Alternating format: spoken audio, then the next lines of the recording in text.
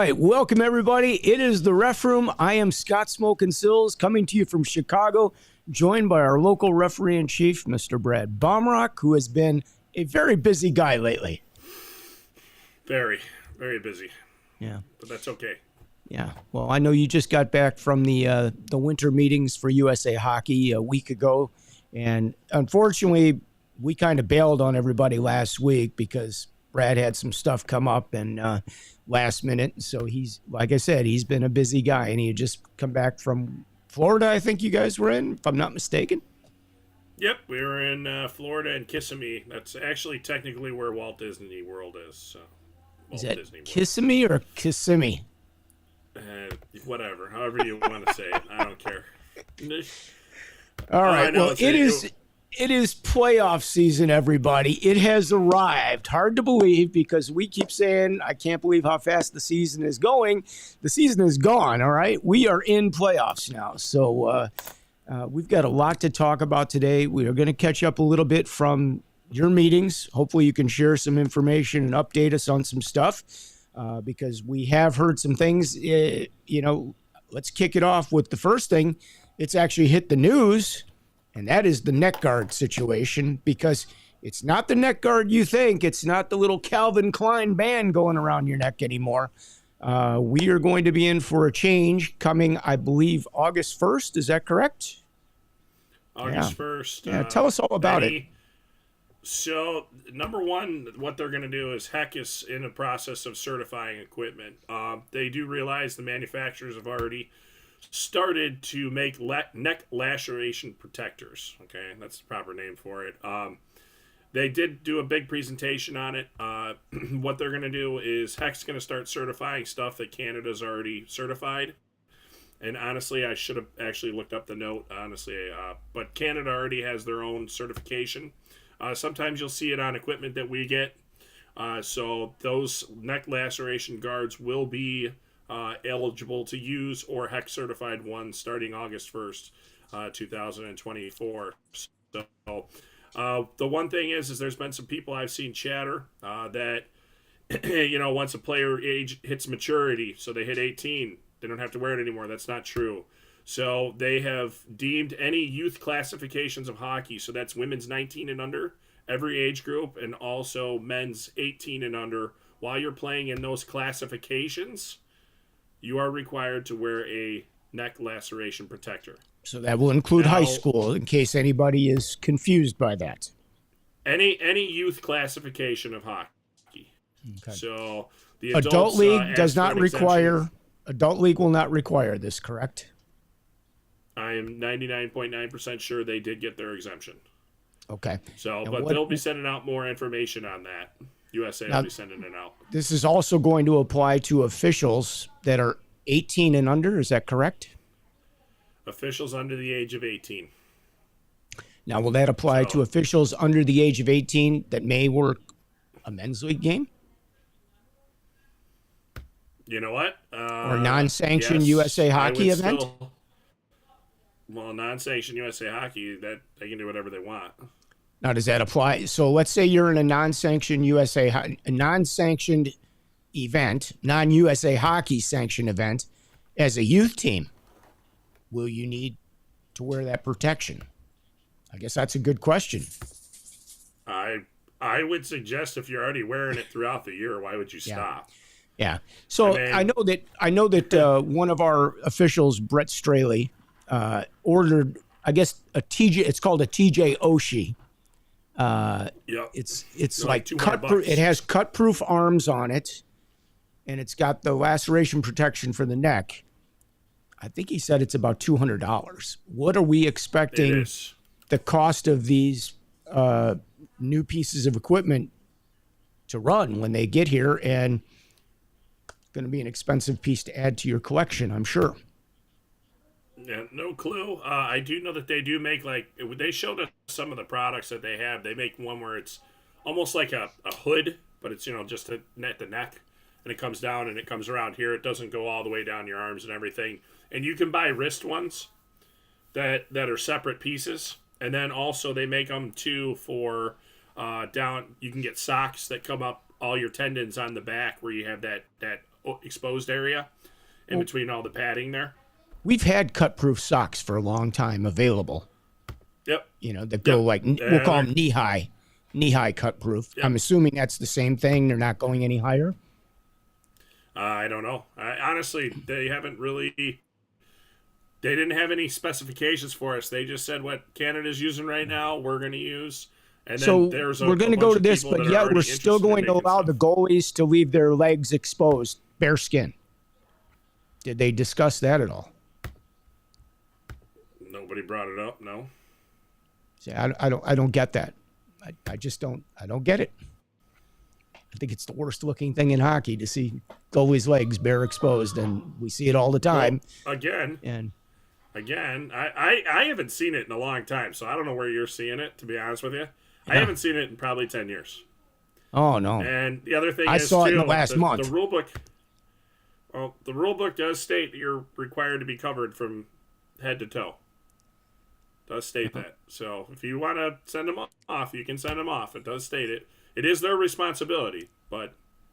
Okay. See, I think this is a great discussion right here because I know I've had this discussion with an official that worked the Olympic Games, and they said there is no directive for the goalie to have to wear anything on the back of their legs like that they can be exposed.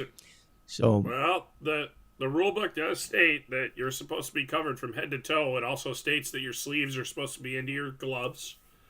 So you're supposed to be covered, so you should be wearing a socker. I mean, now that's not to say they can't wear Scooby-Doo sleep pants. Those aren't going to protect you from a cut. Right. And actually, one of the men's league guys that I played with, one of my buddies, guy came by and accidentally clipped him as he was coming by, like he was cutting the corner, cutting a pylon cone. Yeah. And he accidentally clipped him in the back just above where his tendon guard was, and he cut him. Yeah. I mean, we had to go out there and put some pressure on it, and he was okay afterwards, 17 stitches later, but he lived. I mean, I've seen, I saw a guy get cut kind of inside of his skate once over by the boards. It was an innocent thing. I think he cut it himself, believe it or not, and, it was a pretty good cut. It wasn't a life-threatening situation, but, if you've ever experienced getting a skate on, like just a jersey or something, it does leave a nasty mark and it will open you up. And it's nasty because those things are rusty and they, even if you're just trying to, I don't know, I have a piece of tape in my skate because otherwise the blade, with these new blades that come out, they get a little loose. And the guy from the pro shop always puts a piece of clear tape into my blade and my holder to keep it real tight. But one day I was trying to pull that thing off, boy, and it'll cut you. Trust me. Well, it's kind of funny. I was working a college game Friday, and a guy during the second period at his own goal line loses his blade. I felt so bad for the guy. But let me tell you, this guy gutted it out on one foot and literally, without putting his other foot down, swayed his body back and forth and got himself going down the ice and got all the way to the bench. And they barely missed a beat with him while they were in the zone. I was thoroughly impressed. Once he got close enough to me, I grabbed him and gave him a shove into the bench. He was about 20 feet away, so that I'm not going to make a guy play with that big of a disadvantage. It's not a stoppage. But, hey, you're close enough. You made it 3/4 of the way down the ice. Nobody's going to have a problem with the referee getting somebody off. Plus, not only that, he's going to get clobbered if the puck comes to him. So, safety-wise, I helped him off the ice and went and picked his blade up during play and waited for the stoppage. So, if anybody would have came near me, though, I would have dropped that blade immediately. Yeah. It wouldn't have been anywhere near me anymore. Yeah, I don't blame you. I'm not holding on to that thing. So, smart. But yeah. Yeah, good edge work on the player's part to be able to get around the ice. And totally. Like referees learn how to skate on their edges. It makes life easier for you if you know how to do that and you work on it because, even as a defenseman, if you're stuck out there for 2 or 3 minutes on a power play or a penalty kill situation and you can't get off the ice, being able to skate on your edges really makes a difference because it allows you to stay out there and work easily. So, hey, Scott, I'd like to just point out that we must have some sort of following because right now one of our comments came from Kenya, and they'd like for us to pray for all their challenges that they have going on right now. So. Yep. Let's take a timeout right here. Oh, sorry. No timeouts. This is preseason. It's a curfew game. Anyway. Yeah. Let's see. Karen's checking in. Hi, Karen. I saw a rule some time ago that goalies were required to wear team socks. It might have been college. I don't know. Is that a college rule? I'd have to look, but I wouldn't be surprised. I like that idea because growing up, we always wore the team socks that, as a goalie, we didn't put on sweatpants or, black Under Armour or whatever you want to call it, whatever they're choosing to wear. All right. So we actually have a lot to cover today. So the big thing was the neck guard. What else came out of the meetings? Neck laceration protection. Neck laceration protection. Let's get it right here. No, everybody's just, looking forward to the rule change. Right now, you can submit a rule. That is open till, I believe, March 31st. If somebody wants to, they can email it over to me. I'll get it submitted for you. I do have the information in order to do that. It can be anybody. It can be a player, coach, a referee. I actually had a coach ask me, because we had a guy shoot the puck out. It was a goaltender during play in a AAA game, U18, and I called a penalty. And he's like, that's not a penalty. I'm like, it is a penalty. And he's like, on the goalie, it is. It's not. He goes, it's not a penalty in anywhere else in hockey. I'm like, well, I do agree with you on that. It's not a penalty in junior hockey. It's not a penalty in college hockey. It's not a penalty in pro hockey. That's all just a non-change. So, I get where they're coming from. So maybe youth should change. But also his suggestion was, well, maybe it should be if the glass is only that 4-foot tall glass. I'm like, well, and you want to write it up? I go, here's my email address. And he actually sent it to me. So I took it and I proposed it for him. I put his name on it and put his email address, and we'll see what comes of it. It has to go through the playing rules pre-committee in order to get to the playing rules committee, and then it would move into the vote.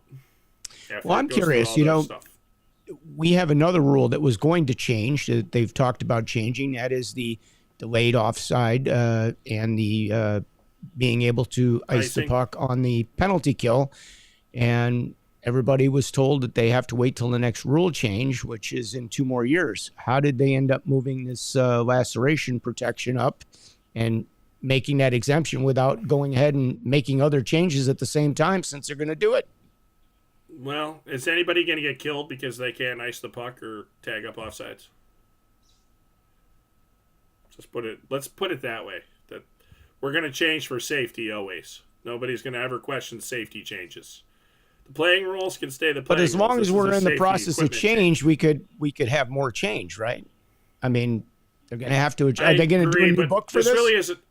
If you really think about it, it's really not.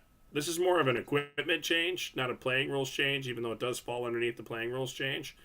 But also, again, it's a safety thing, and it's a little different, I would put it, than tag up offsides and being able to ice the puck on a power play. Okay. Well,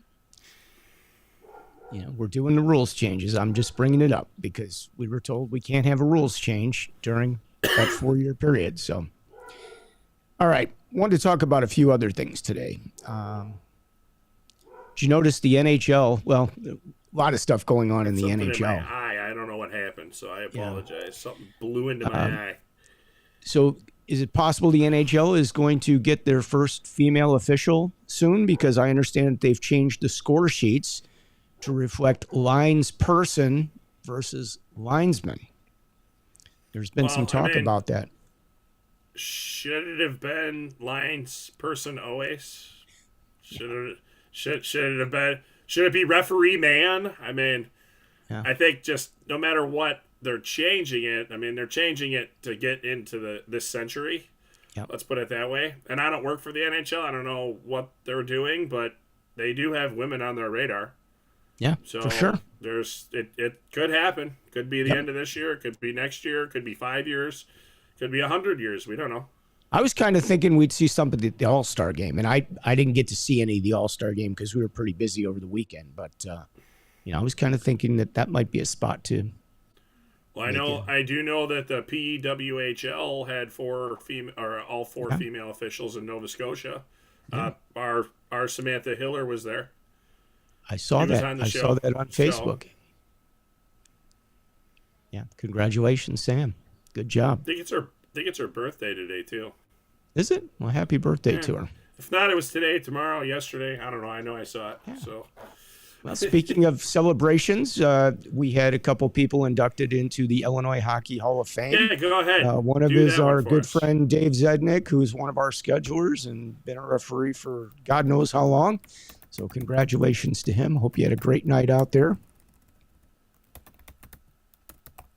What was the other guy's name? I didn't know him. That's before my time. I know Joe Prescott knows him very well, and I may have proposed him for that matter. Brad's doing his Google thing right now. I am pulling the name here. I apologize because unfortunately I don't know him either. I know once I heard the name, I was like, oh, I know this guy, but unfortunately, Gary Como, that's who it is.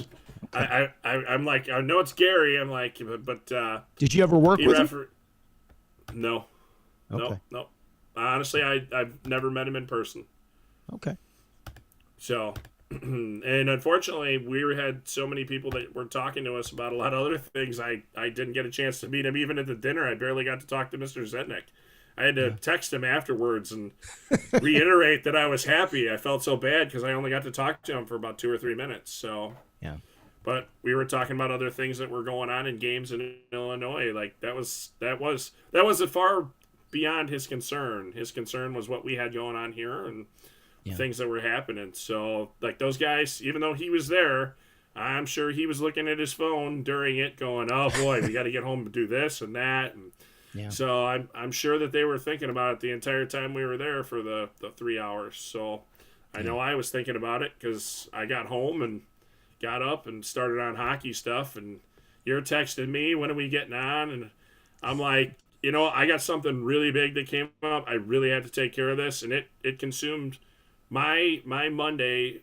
Started at 12:30 in the afternoon, like doing hockey stuff. And that's after being gone all week, a long weekend for hockey to begin with. So, and I handled stuff while we were out there. I got up and did hockey stuff for about 2 hours a day while I was there, and I got off, I think, the phone at 9:45 that night. That's how long it took me to call people and help with reports and get other people's opinions and get videos sent over to us and get this pushed over here and find out what a referee, how they are doing. Like we had some referees hurt.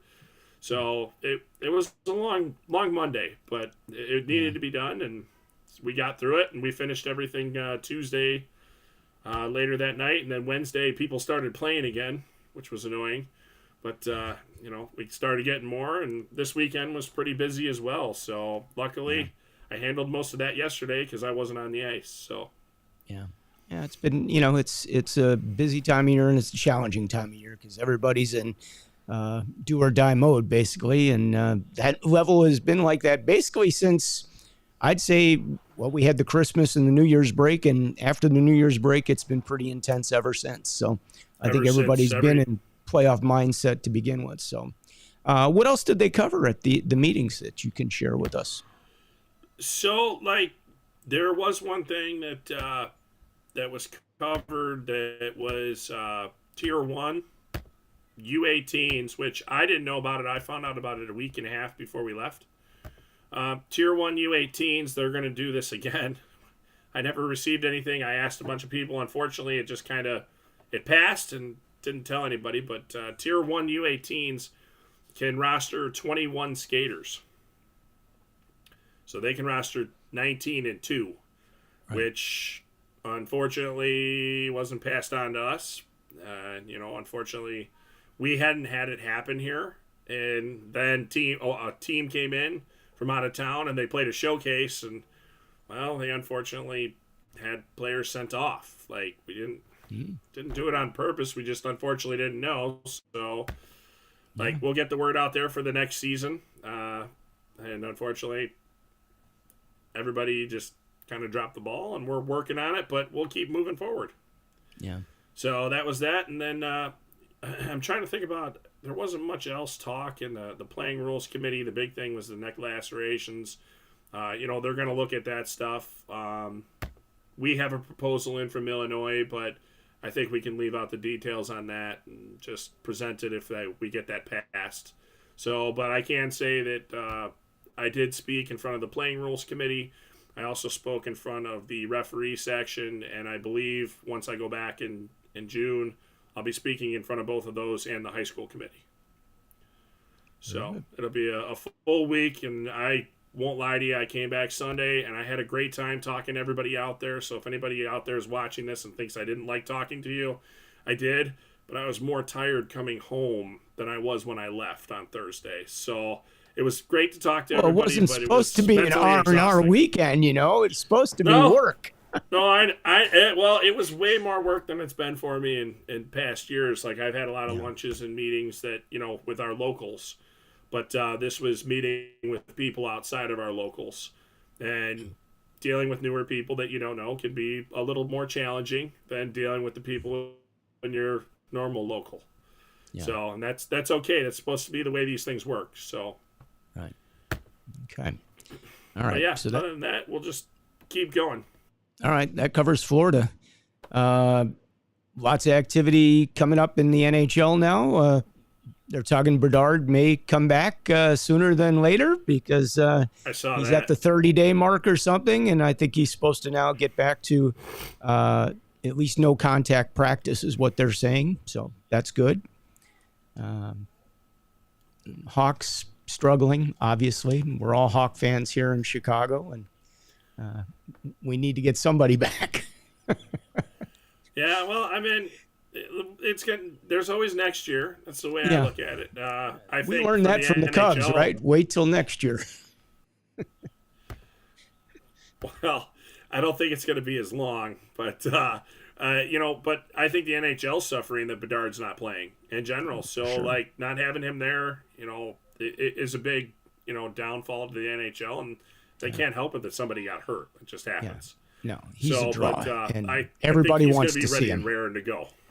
He is definitely the future for the NHL, the future poster child for the NHL. If he's not already, I mean, definitely one of them. I mean, you got Connor McDavid and Austin Matthews, and of course Sid Crosby. But Bedard is definitely, the youth that's coming in to take over. So I wanted to ask because I didn't get a chance to. Did you watch the All-Star competition? That's always my favorite part of the All-Star weekend. I agree. I love the skills competition. I actually saved it because I found the video on YouTube. Okay. They have the whole thing. It's like 2.5 hours. I put it into my save to watch later when I find a couple hours to really go through it because I always love those competitions. They're my favorite. Well, I read that they revamped it, and the people that watched it, I heard a lot of people that really, really enjoyed it. So I was kind of like, well, dang, I can't believe I didn't even DVR it. I wasn't even thinking the All-Star weekend. It's up on YouTube. Isn't the All-Star game normally on Sunday? That's the thing. They did everything on Saturday, and that's a busy day for us. We were slammed, so. Well, the only thing I can think of is because the Pro Bowl was Sunday. Yeah. And the Pro Bowl had their flag football event, and they're playing flag football. Yeah, the retired guys. I don't know what they're doing. They got tug of war. They got everything going except football. I thought it was awesome. I watched part of it. I enjoyed it. I was like, and I'm not a football fan. Yeah. So for they me, looked like they were having fun. Maybe they need to bring the NHLers out for a pond hockey game, and have a bunch of pond hockey going or something like that with the little 2x4 in the back that you have to hit for the goals, that sort of thing, and see what these guys can do. No actual goalies. Right, get them to smile. We'll let Darren Pang play forward. He'll love it. Yeah, there you go. There's no way he wants to play goalie anymore. Not after. I mean, no offense. You don't want to play goalie, and you were a goalie, so think about it. Nope, not doing it. If I don't need my ears warmed up that badly. But anyway, because that's the men's league warm up. See how many you can whiz past the goalie's ears. Ring. Yeah, well, Exactly. hey, if you hit that certain part of the glass, it makes that really cool noise. Yep. And then the best part is when you come down and you shoot that one timer and you miss, you look at your stick like it was the stick's fault. Oh, That's it's the one timer Of men's course, league it's rule. the equipment. It's never the player. It's always the equipment. Especially if they fan on it a little bit, then they really look at the equipment like, oh, I can't believe this thing flexed like that. Yeah, and it's always the stick. Always the stick. Yeah, for sure. But if they up their game and spend another $50 and they get to the 350 mark, they should get a better shot instead of the $200 stick. The 350 will take them to another place. I don't think so, but okay. All right, what do you got for playoffs? I mean, we are in the thick of it already. Well, go ahead.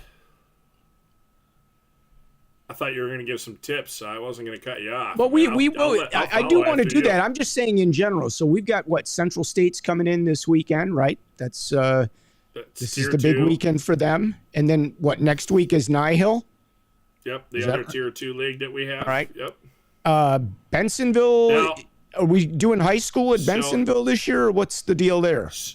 So the Bensenville Final 8s are going to be played there instead of the 16s. It's always been the 16s, but it's going to only be the 8s now. They're only going to use the West Rink, and then the UC Final is March 13th, which is a Wednesday. And I believe it goes the women's Say that again, because you totally froze up. Froze up. So, all right. I said I believe the schedule is the women's game is in the morning, the men's game is the red game is in the midday, and then the combined games at night. Okay. So that'll be a full any day. predictions? Do we have any predictions on the teams this year? Have we gotten to that point yet? No, I think we should wait till the 8s, and I already contacted Ross. He wants to do the 8s. That's what we were alluding to, as we'll be able to talk about some stuff. So, the one big thing that I do want to say is I found out in the Premier Select League, which is the top division of Nihil. I don't remember the date, to be honest with you, because I haven't gotten an email about it. They're going to be playing their 5 or 6 top division games at the United Center. Wow. So that was a big switch. Wow. So that's pretty cool. Good for them. I mean, that's awesome. I mean, there's a lot of competition between Central States and Nihil. Wow, Nihil now you're taking your players to the big time, to the UC. That's pretty cool if you're a Nihil player. I would state who was, I think, the driving force of getting that done, but he's too modest, so I'm just going to say thank you to all the people that did the work, especially him, and, of course, the Blackhawks for being a part of it as well. Yeah. So that's an expensive. Just putting that out there. That's an expensive deal because even if the Hawks donated that, I mean, it cost them a lot of money to have the lights turned on in that place and to have the security and the concession stands and everything else that's associated with that. It's not cheap. So that is pretty exciting. This is the first I'm hearing of it, but kudos to them. I mean, that's bringing it. I mean, I'd be excited if I was one of those players. I'd definitely want to get to one of those games to play there. So very cool. That's good for Illinois hockey. I save a couple bombshells for you every once in a while. The one thing is, too, if people were disappointed at the high school finals last year, that they were non-alcoholic events, there are going to be non-alcoholic events this year as well, just so everybody knows, for the fans. Okay. Good to know. No, I'm just saying. That's going to be at the UC. Is that going to be at the UC? The finals will be at the UC, right? Yeah. Now, what about the finals? What about the final 8 that's at Bensenville? So they'll be at Bensenville. Honestly, again, that's always 2 weeks before. They're done a week before. They may. So with how everything got pushed forward, because nationals got pushed forward by 2 weeks by high school this year, it really threw a big time issue in my mind, so I just don't want to say any dates on when it's going to happen. I'd rather check it and confirm it next week if that's the best. Yeah, but it'll be within those 2 weeks. A reason to be back here next Monday, everybody. To find out information readily available on the web. Yep. Okay. All right.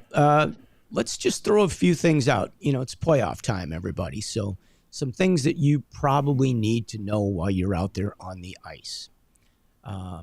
Let's go over, if you're in a 3 official, well, it'll be all 4 officials now. We don't have any 3 official systems, do we? Well, no, we do have 3 official systems. Playoffs. Yeah, for some of the playoffs, we will still have 3. League playoffs. League playoffs will be, they could have 3 or 4. Then when we get to state, the levels that are going to compete in nationals will conform to nationals, and they'll all be 4 officials games, and that includes the female side of it. Right. So number one, I think the number one thing that you need to know is going into all these is, what are the rules are they playing? Pretty much every league has their rules posted.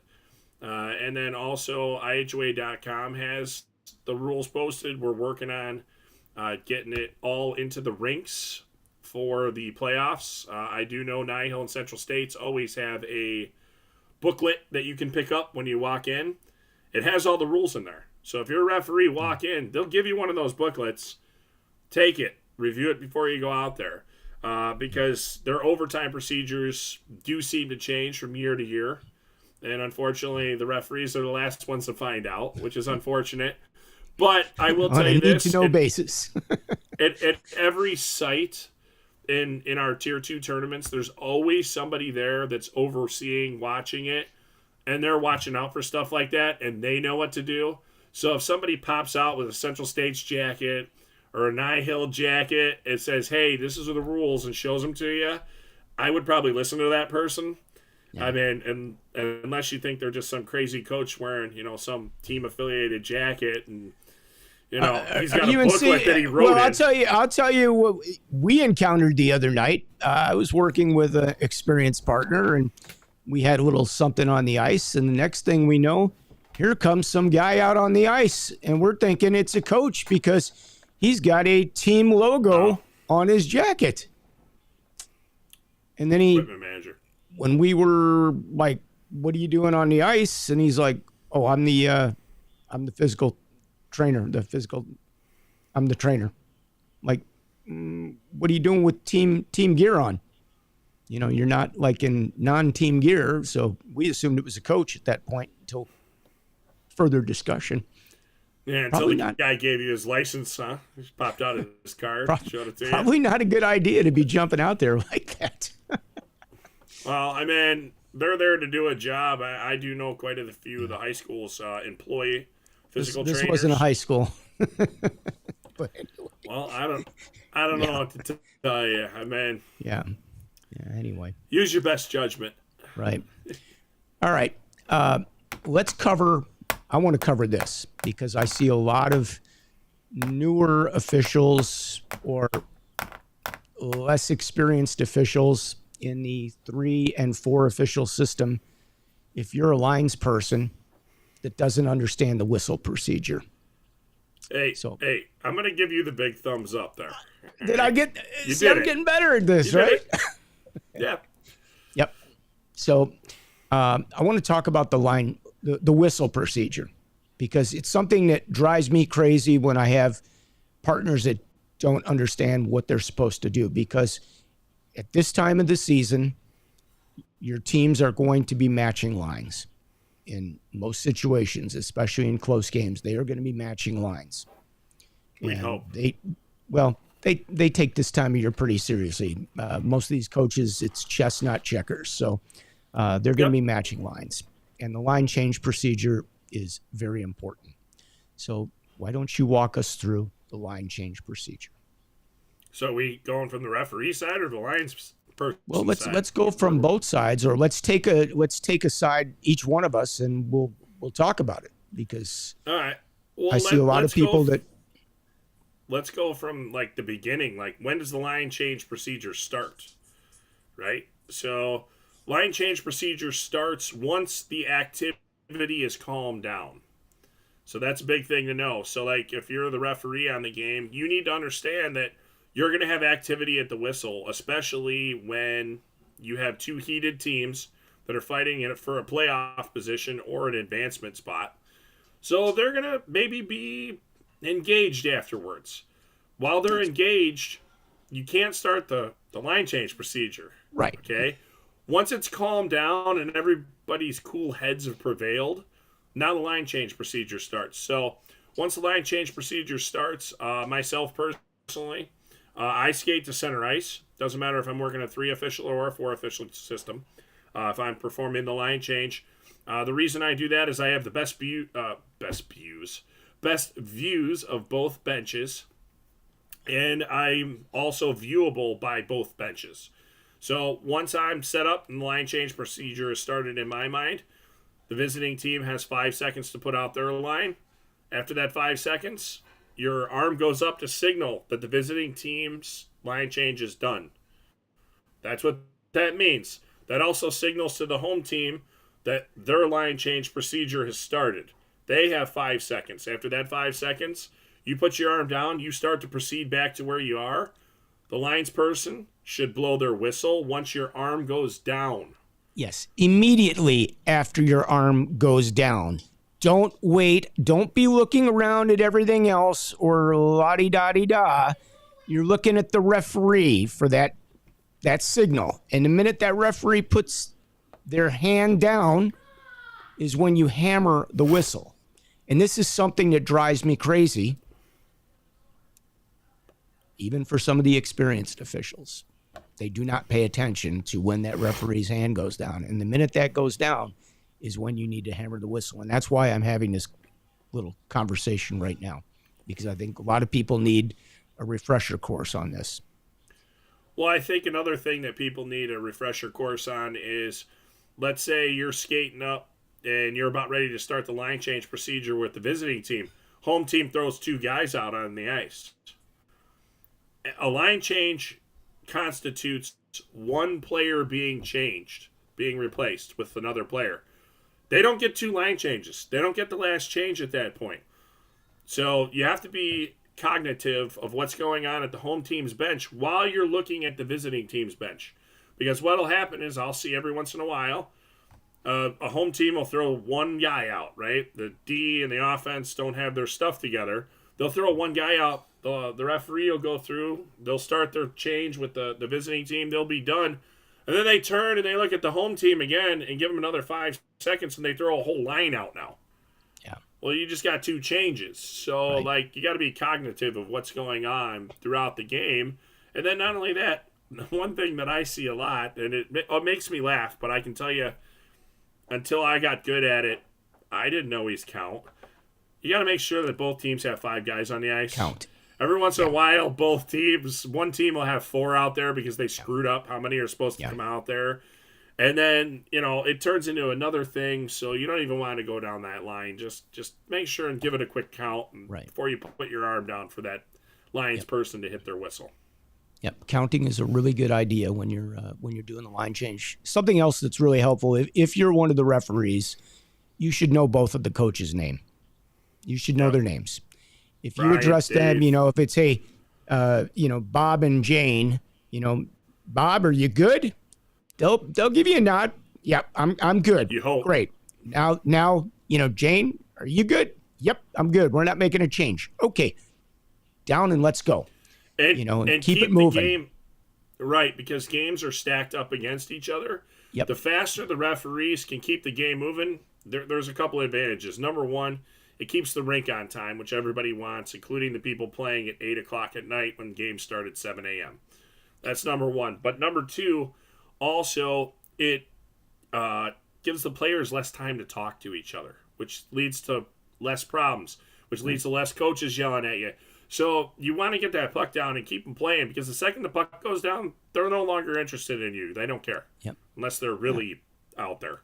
And, if you have an icing, okay, you're waiting for a partner to bring a puck back. If the referee has completed the line change procedure, blow the whistle. You don't have to wait for the puck to come be put in your hand. before you blow the whistle. The referee has indicated the line change is complete. Blow the whistle. Don't sit there and give them another 5 or 10 seconds to create a problem for you or for your referee. So very important. So that's a little bit I wanted to talk about. Let's even touch on if this is a 2-person system. If we're doing a 2 official system, normally we don't go over and put a hand up. Nope. But if you're the person dropping the puck, you need to be watching. You need to watch the visitors have put their guys out or their players out, and that the home team has put their players out. And then you need to hit that whistle. And it becomes a symphony, too, because you're watching as the low official to drop the puck or the official in the neutral zone that's going to drop the puck. Once they change and you hit that whistle and somebody tries to do another change, your partner then needs to be the one that steps in at that top side, right? Because you don't want them to skate all the way down to you if it's in the far zone in order to send them back. If your partner cuts them off as they're coming off the bench, we get back to play a lot faster. So I agree with you. And it's also easier to see the numbers. You see who's trying to come out. You keep those people off, and you keep the people that were on the ice on the ice. So it just, it's a team event at that point, and, do your part. Yeah, and I think one of the big things other than line changes that really needs to be hit on at this time of the year is how many players are on the ice. So if you're out there when you get the score sheet or the iPad, which is still the score sheet, did I freeze? Yeah, a little bit. Scott, did I freeze? Yeah, okay. You did a little bit. All right, so if you get the score sheet or the iPad, you have to count the players physically on the ice, make sure they match on the score sheet. Now, here's the reason that you definitely have to do this. So the one reason is let's say they have a guy on a paper score sheet that's listed on the score sheet as there, but they don't play. Well, guess what? If they're not on that score sheet that they weren't sitting, you should have known that because they should have only had 19 out there if they have 20 skaters. Right. Or worse, they have 21 on their roster, right? They rostered 21, and they played 20, but the guy was serving, and it wasn't recorded. Guess what? They're serving it again. That's on the referees at that point. Yep. So one trick I'll give everybody, and this is one trick that I'll give everybody that everybody doesn't always know, sounds like common sense when you hear it. A, be out on the ice before the warm-ups. Okay? B, if you're working a 3 or a 4 official system, tell each linesperson to stand by the door that the teams are going to be coming out on the ice. And when they come out on the ice, count them. And then come over and tell the referees. Boom, you got your count. You check and verify it's right on the sheet. Nobody knows what you're doing. And it takes no time at all. You're already out there anyways. Count them as they're coming out on the ice. You can see them coming through the door as singles. Yeah. 1, 2, 3, 4, 5. Even the guy that stops and fist bumps everybody. You'll get him when he comes out at the end. 7, 8. So I think that's one thing that we need to really make sure that we have done correctly because teams can't be penalized again. A little trick for you guys, if you're seeing the electronic score sheet, which is the iPad version, there will be a number. It'll say players, and in parentheses, it'll say 18, 19, 20, whatever 20. The number is that have been put onto the sheet for that day. So when you get there and it says 20, then you should be counting and you should have 20. If that number doesn't match, you need to go over and see that coach and adjust it because either he's got too many on there or not enough, whatever the case may be. Bar the U18 tier 1s. Okay, bar the U18 yeah, 21. Yeah, you get 21. And also just remember that it's 18 skaters and 2 goalies. And 2 goalies. Or it can be 16 skaters and 3 goalies or 4 goalies or whatever you want as long as it doesn't exceed 20 players in total. But you can't have 19 skaters and a goalie, except maybe in tier 1. I don't understand why they wouldn't put a limit on goalies, but if they want to put guys in more expensive equipment, I guess nobody's going to fight with them. Okay. So, For the All-Star games, they want to play one for each period. They bring 3. no, I get it. Yeah. Most teams dress 3 nowadays in the NHL. Do they? I didn't know Yeah, that. a lot. I haven't seen it. Well, Maybe they're not on the bench. Maybe they're dressed and sitting in the background somewhere. they're Maybe normally off to room. that side walkway and stuff. Yeah. Okay. So there's some interesting junior rinks where they sit in the penalty box area. Yeah. Now they got rid of this rink, but I'll tell you this: the penalty box area was up against the bleachers, and it was just a door that was a walkway, and they had a couple folding chairs sitting there, and people were like walking behind the players with popcorn and beers and stuff. It was out there, man, but they didn't have any place for a penalty bench, so that's what they did with them. So yeah, very a couple other interesting things. world, Let's hit a few things. yeah. What if a goalie breaks a stick during play? Okay, he has to discard it. He's no longer allowed to play with it, but he can't throw it into the corner or anything like that. He has to politely discard it. Or she, excuse me. Okay. So everybody needs to be aware of that one. Mm-hmm. How about pucks that are shot from inside the zone? Is it a shot on goal before it stays in? If it happens to go out, if it hits a dasher, if it hits the glass and then the netting? Give us a little scenario of like face-off locations for shots inside the zone. So if it goes out of play and it doesn't touch anything, it goes out of the zone. Right. If it touches something, dasher, glass, post, goaltender's dome, anything like that, stays inside the zone. Okay. As long as even if it's not a shot on goal, but they directed the puck and the defenseman fires the puck into the corner, it hits the dasher and goes out. You going inside or you going outside? Still going inside. There you go. Okay. Because I see a lot of people. If you have an offside, it's not the person that was offside that didn't have the puck that sets the location for the face-off. That's where it came from. Side. And when you have a shot that's shot from the right point and it goes out on the left side, the face-off is still on the right side. It's where the shot initiated from. I think there's a better saying for that, and it's where the play originated from. Okay. That's a good way of putting it. But I see a lot of guys putting, or officials putting the puck in the wrong location sometimes. Yeah, the wrong side. I wanted to cover some of this for playoffs, so you guys are aware. Here's a good one. We're going to have a lot of close games. You're going to have a team that's up by a goal with a few seconds left to play. And they are going to do what they can to try to stall that play or not allow the other team to get the puck. So let's say we have a team that gets the puck and decides to go take it over to the boards. There's 10 seconds left in the game. They take the puck and they go to the boards. At what point do we have a delay of game? So that's an interesting question. Number one is it an intentional act or are they getting the puck? It's an intentional act, and they are going to either put their stick over the puck and put it up against the boards as best they can to hold it there, or they're going to go put it between their skates and they're going to get up against the boards. And nowadays we don't have the luxury of a player coming in and annihilating that player to loosen the puck because that would be a penalty. So at what point, if the players are smart, they don't go after that player, and now you've got the delay of game penalty.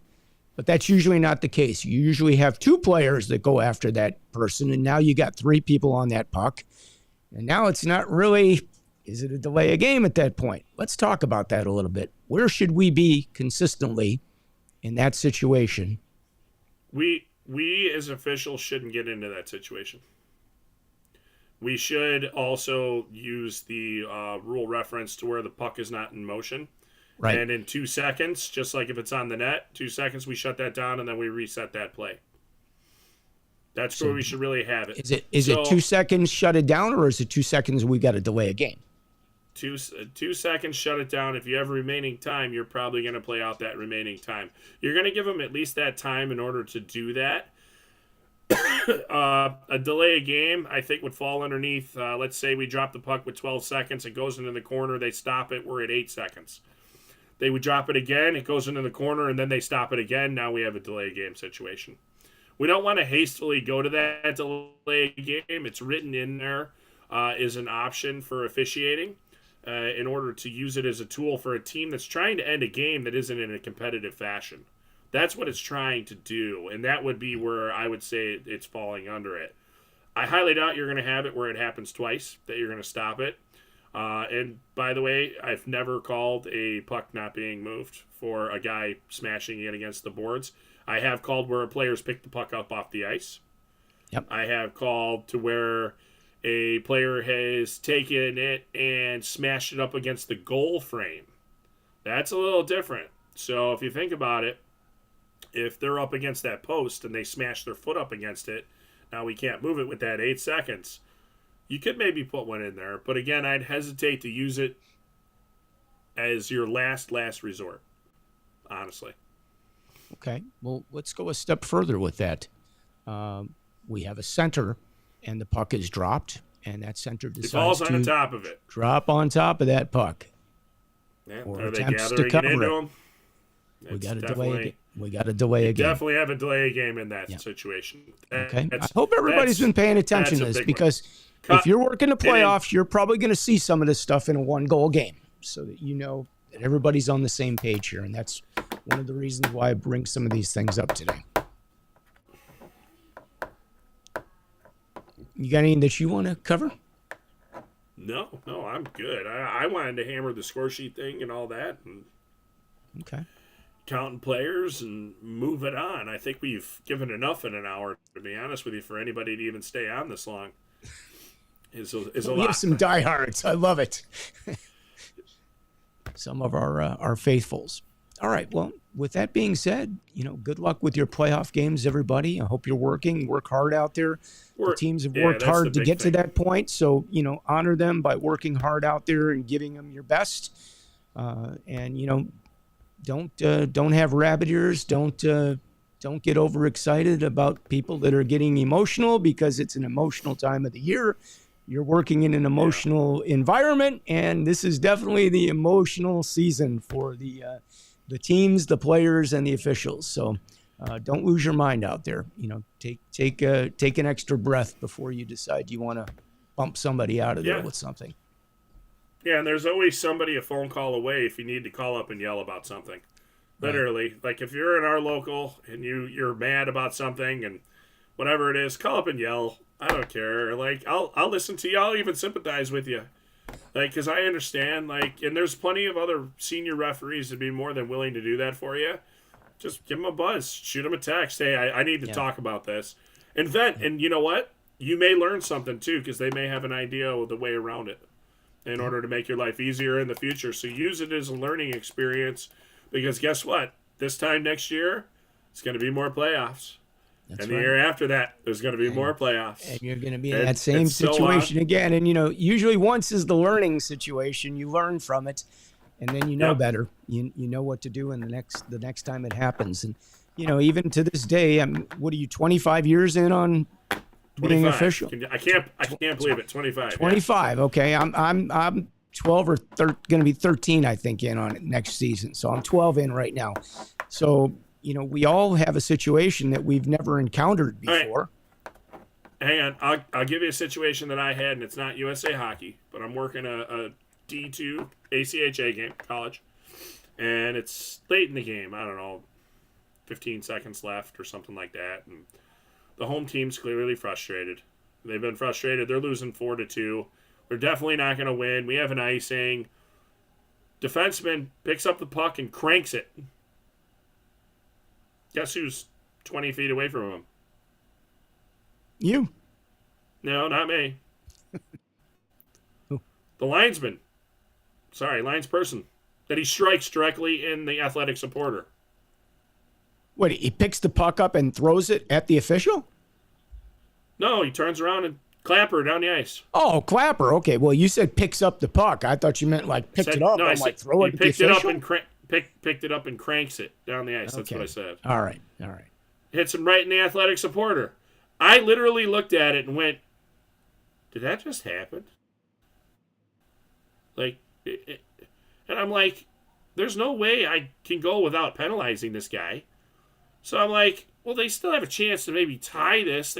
So I dimed him, right? Everybody lost their mind. Like, abusive official. It's a 10-minute misconduct. Well, then here's everybody's excuse. He wasn't looking. He didn't know he was there. Well, here's the education part of it. Don't be a Nimrod and shoot the puck down the ice without looking and hitting somebody with it. Couldn't agree with you more. What if that was a scorekeeper that came out? What if that was an athletic trainer coming to check a bench? What are you doing? So anyway, I dimed him, and everybody lost their mind. And then somebody high-sticked a guy off a face-off from their team, and some harsh things were said to me. I haven't thrown anybody out all year. And I threw guys out. I was like, I'm not going to listen to you guys now. Like, just hit the lines person and the athletic supporter, and then you're going to yell at me because your guy high-sticks a guy and I'm a jerk? No. Yeah. You're the jerks. Okay? Yeah. There you go. Yeah. Players need to be aware they are not the only ones on the ice. And that seems to be a common recurring theme for a lot of them, that they think they're the only ones on the ice. And they also think that you're not supposed to occupy any space on the ice. That is not correct. So figure it out or learn the hard way. The hard way is sitting. Well, he sat for 15 seconds. It's not like it was the life changer here. I didn't put the team down. So, anywho. All right, that was my rant of the day. All right, good. Glad to see Brad getting up on a soapbox for a change. Usually it's me. So I'll support that. That's fine. Yeah. All right, cool. All right, well, we're coming up on an hour, everybody, so thank you for joining us. We do this every Monday at 5:30 p.m. Central Time from Chicago. I am Scott Smokin Silz, joined by our referee-in-chief for the Chicagoland area, Brad Baumruck. Have a great time with the playoffs, everybody. It's an exciting time of the year. We all live for this, so it doesn't get any more exciting and better as far as hockey goes. Everybody's given 110%, and everybody wants to come out on top. So, work hard out there and have fun. And with that, we will see you next Monday night right here. Anything you want to close with, Brad? No, I'm good. All right. Good luck. Everybody be safe, all right? That's the big thing. For sure.